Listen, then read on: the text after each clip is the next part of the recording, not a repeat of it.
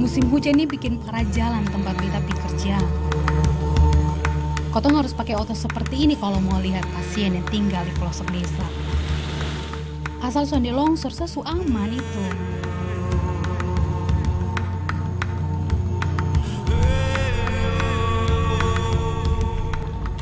Kenalkan, beta pun nama Sandra. Umur sekarang 27 tahun. Masih muda toh? Perjalanan keluar masuk desa seperti ini bukan pengalaman pertama buat beta.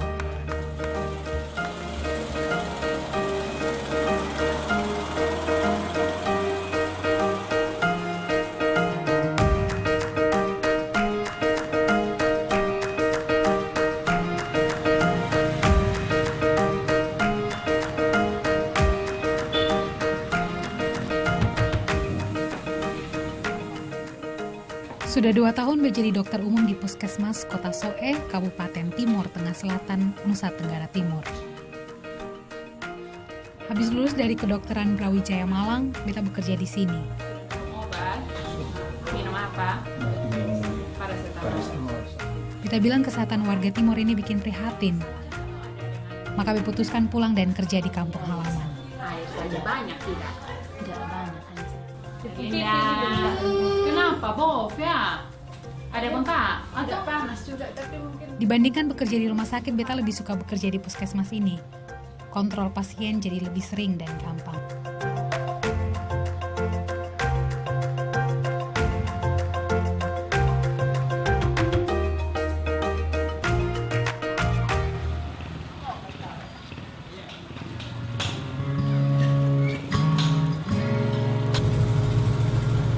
Soalnya Mama bilang karena dapat Di Soe masih banyak desa yang lokasinya jauh dari puskesmas atau rumah sakit. Itu sebabnya, kadang dokter yang harus turun ketemu dengan pasien. jadi itu sudah ada sejak lama ya Om. Kali ini desa yang beta mau kunjungi namanya Desa Boti. Di Boti sana ada puskesmas yang ada cuma bidan. Itu beta dapat informasi dari Dinas Kesehatan Kabupaten TTS. Kalau ada yang sakit, warga Boti lari ke dukun untuk sembuhkan. Makanya pas musim hujan, beta mau lihat kesehatan mereka. Beta punya sopir Om Din dan Om Ferry namanya. Mereka mau antarkan beta sampai ke Boti. Lokasi Desa Boti yang susah dijangkau buat beta harus ajak pasukan khusus ini.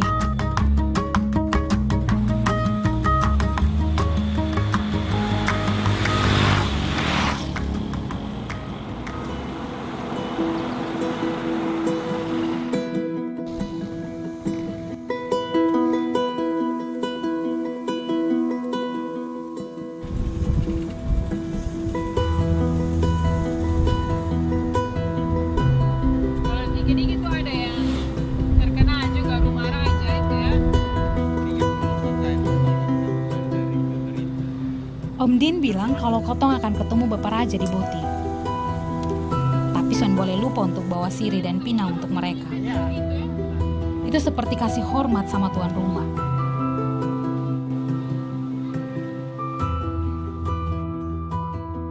Pinang mentah ada kok, Mak. Bisa beli pinang mentah karena memang kalau musim tanam ini mereka tidak makan. Oh, jadi musim tanam tidak boleh makan pinang mentah. Iya. Ya sudah pinang kering sama.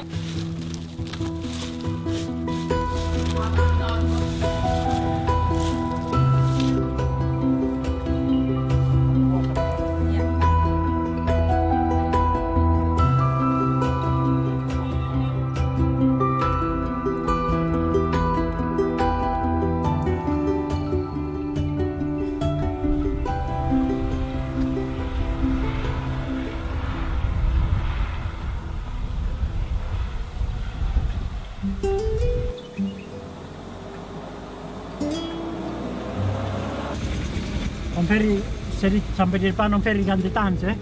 Jalan ke sana susah makanya Kotong harus hati-hati. Aduh.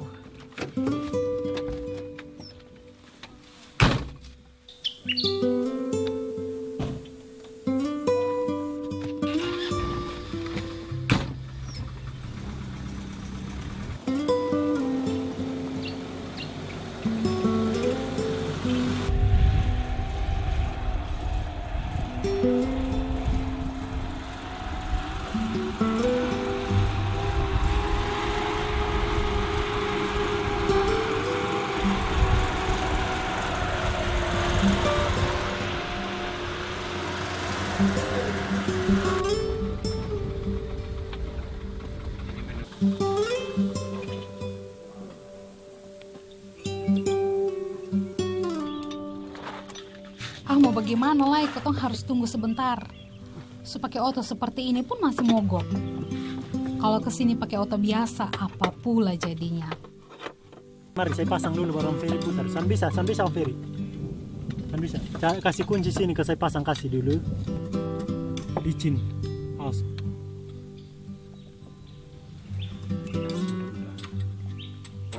Ini kan saya jalan kasih tinggal. Siapa mau ambil mobil, ambil saya. Yang penting saya aman dulu. Sudah? Sudah beres. Oke. Kita lanjut. Aduh.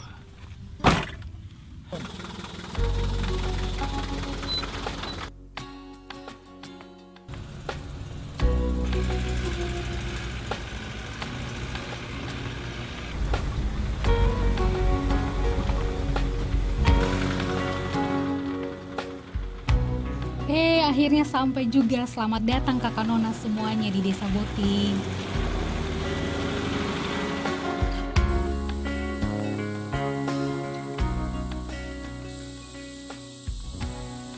Boti itu macam kerajaan yang sampai sekarang masih dipimpin oleh Papa Raja. Kepada beliau beta harus minta izin biar dapat tinggal di sini selama beberapa hari, supaya beta bisa cek kesehatan warga Boti.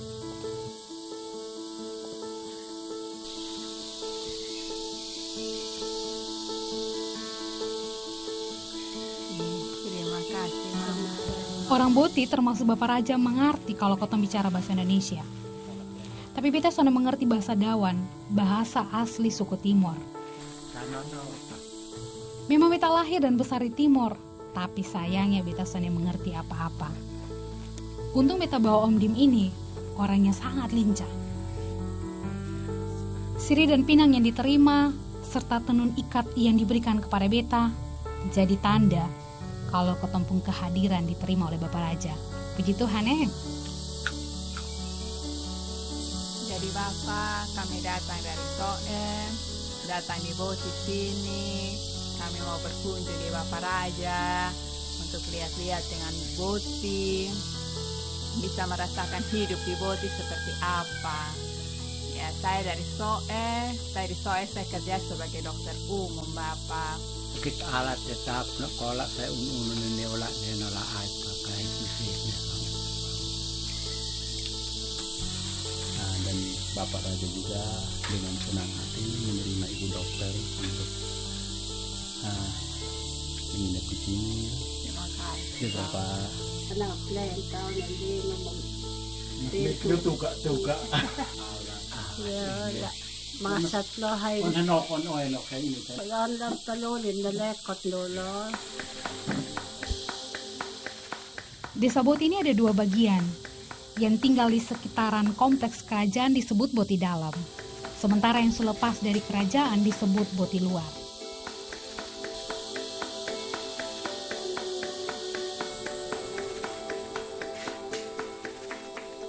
Tempat beta tinggal di Boti Dalam ini ada 77 kepala keluarga. 316 warga terdiri dari mama tua, bapak tua, kakak nyong, kakak nona, tinggal di sini semua. Yang laki-laki berkebun, yang perempuan pandai bikin tenun. Tenun yang diberikan mama raja tadi dibuat di sini. Be kasih tahu kakak dong ya. Orang Boti ini keturunan asli Pulau Timor atau Inmeto, sekaligus suku tertua di NTT. Son pakai listrik 24 jam dan sonde pernah keluar dari desa. Itulah cara orang Boti menjaga tradisinya. Biarpun kuat jaga tradisi, tapi beta salut sekali dengan sikap ramah dan terbuka kepada pendatang atau orang asing sekalipun.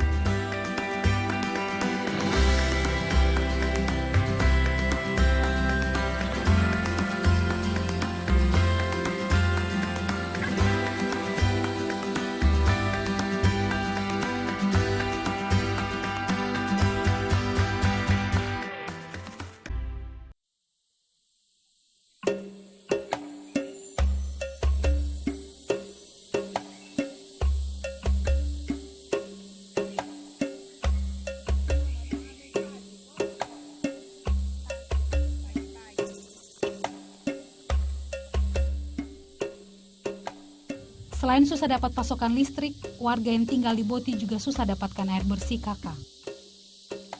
Pagi ini beta mau lihat sumber air sama-sama dengan Mama dan Kakak Nona. Ini penting, soalnya kondisi air juga jadi salah satu faktor yang kasih pengaruh untuk kesehatan warganya. Ini namanya luli, bambu panjang yang dipakai orang Boti buat simpan dompung air.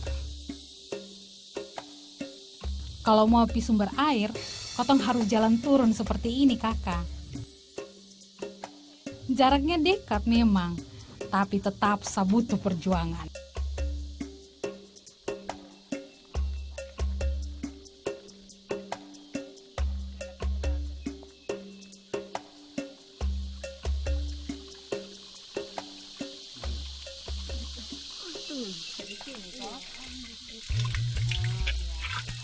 Aduh, ini air tidak pernah mati kok, Mama? Oh, baik, sudah. Keran, apalagi sumur son ada di Boti. Dorang pun prinsip, tak pakai bantuan mesin buat kasih naik air.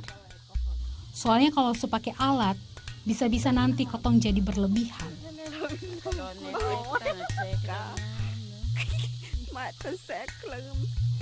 Dengan cara ini, kotong harus sabar untuk tunggu luli penuh dan tetesan air. Tapi be jadi tahu, kearifan orang Boti ini dengan alam. Katanya kalau kotong sayang alam, alam pun akan sayang kotong.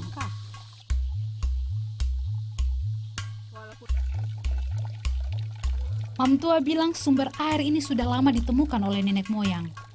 Selain di sini Sony ada lagi. Pas musim hujan, bagus kok kotong bisa tampung air banyak-banyak. Tapi kalau sumber air kering, biar penuh, kotong mesti tunggu 1 hari penuh.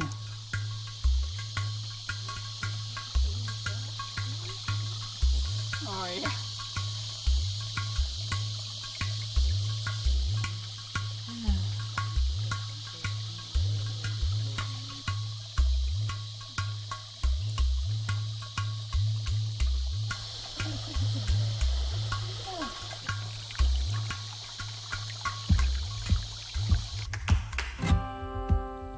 Orang Boti ambil air 2 kali dalam sehari. Kalau pagi, ya mama tua dong dan kakak nona yang ambil. Dan malam harinya, berganti bapak tua dong yang ambil.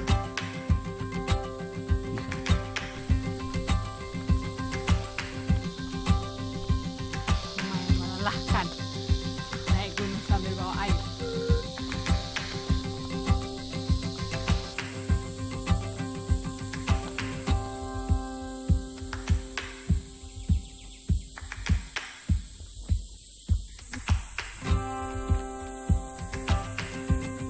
Sampai juga ya kita ya. Sudah sampai. Ini taruh di mana ini? Nantinya air yang diambil untuk keperluan mandi, minum, dan juga memasak.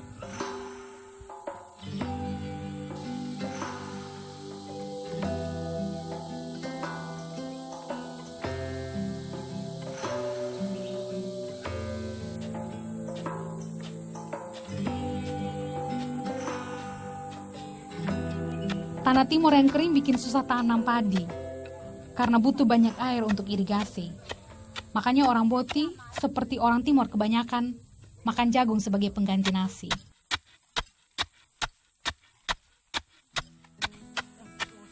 Walaupun kondisi serba sederhana dan terbatas begini, orang Boti ini pantang minta-minta, Kakak. Mereka bilang bantuan yang datang jika terus diterima akan bikin warga jadi malas dan mau kerja. Lebih baik makan seadanya daripada hidup minta-minta.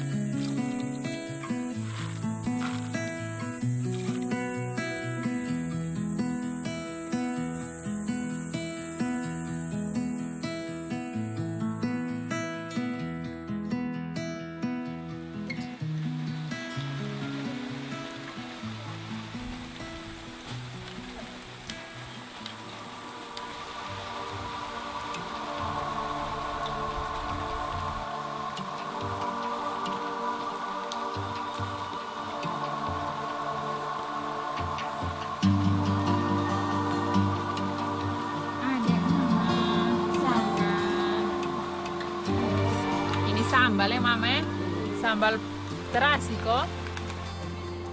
Kalau sedang di rumah, sehari-hari beta juga makan jagung bose. Tapi baru kali ini beta rasa bedanya. Jagung bose buatan mama dan nona dong lebih lembut rasanya. Padahal sama sekali san pakai penyedap rasa. Rasa lelah cari air jauh akhirnya terbayar sudah. Pengalaman ini buat beta sudah jadi orang boti sepenuhnya. Beta bisa bilang, miupon ate, tah on usip. Bekerja seperti hamba, makan seperti raja. Enak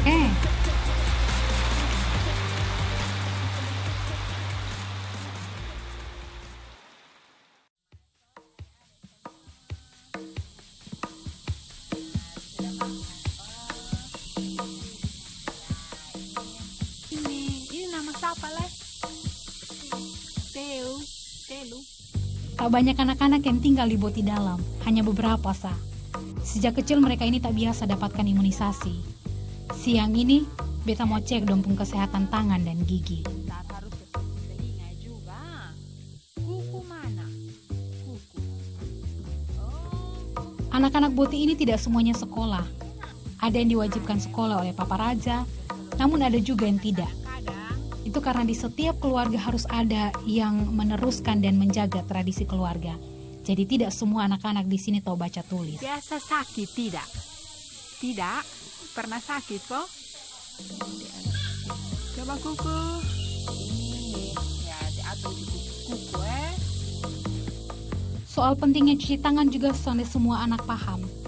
Air yang sedikit jadi salah satu sebabnya.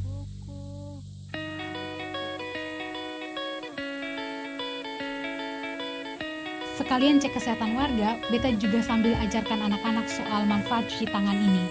Mudah-mudahan dorang mengerti dan mulai melakukan kebiasaan ini. Beta percaya kalau hal besar itu dimulai dari hal yang kecil-kecil. Ya baru ya pertama itu yang celah-celah jari mengalir. Nah sekarang coba atur duluan praktekkan tadi.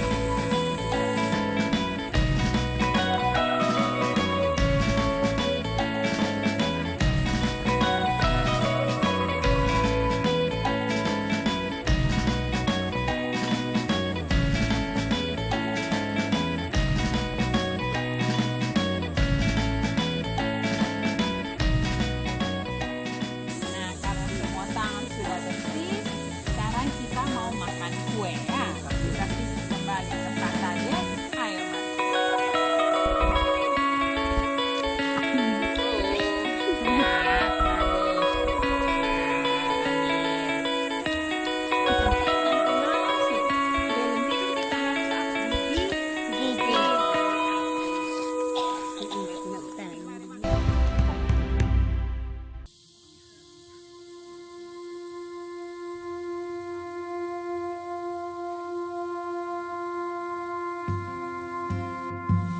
Masih? Oh, berarti mama punya kepala sakit atau leher sedang itu bukan karena tensi ya mama ya. Pagi ini beta mau cek kesehatan mama tua dan bapak tua dong yang ada di boti. Beta mau cek dorang pun tensi. Beta bisa bilang kalau umumnya warga boti yang berobat ini soalnya punya penyakit macam-macam. Hanya soal sakit kepala dan demam. Walau makan dan minum seadanya dan jarang dapat pengobatan cepat, Pi bisa bilang kalau mereka ini sehat-sehat. Bahkan di usia tua, mereka masih segar dan bugar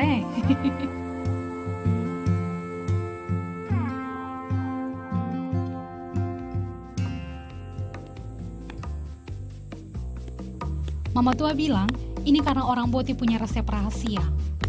Semacam obat yang ampuh sembuhkan demam tinggi, batuk, sampai malaria. Namanya kulit pohon pole.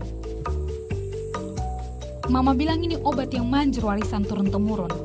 Lebih alami karena diambil dari kebun sendiri. Biarpun tak ada jaminan dari dinas kesehatan, tapi ramuan obat ini kasih beta pengetahuan baru. Beta jadi sadar kalau ilmu itu tak hanya datang dari sekolah. Beta beruntung, beta punya kesempatan datang ke boti.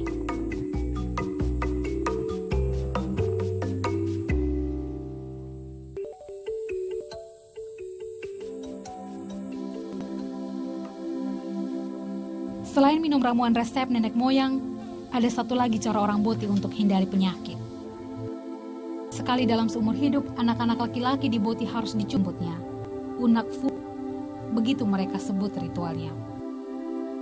Setelah didahului doa-doa dari dukun atau tua adat, upacara pun digelar. Atoin amaf atau saudara laki-laki dari ibu yang memulai ritualnya.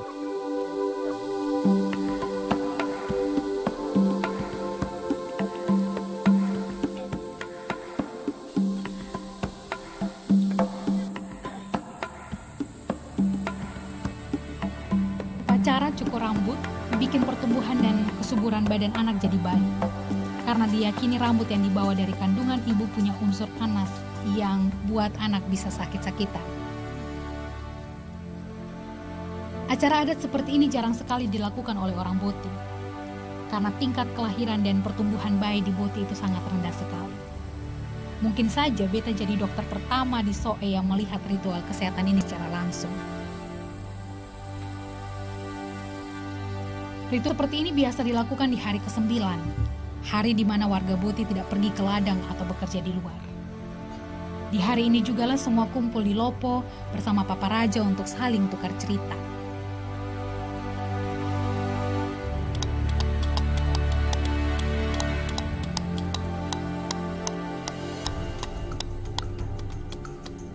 Tinggal di Boti yang jauh dari kota buat beta percaya bahwa kesederhanaan itu mahal harganya. Tradisi yang sudah ada itu harus dijaga dan dipelihara baik-baik.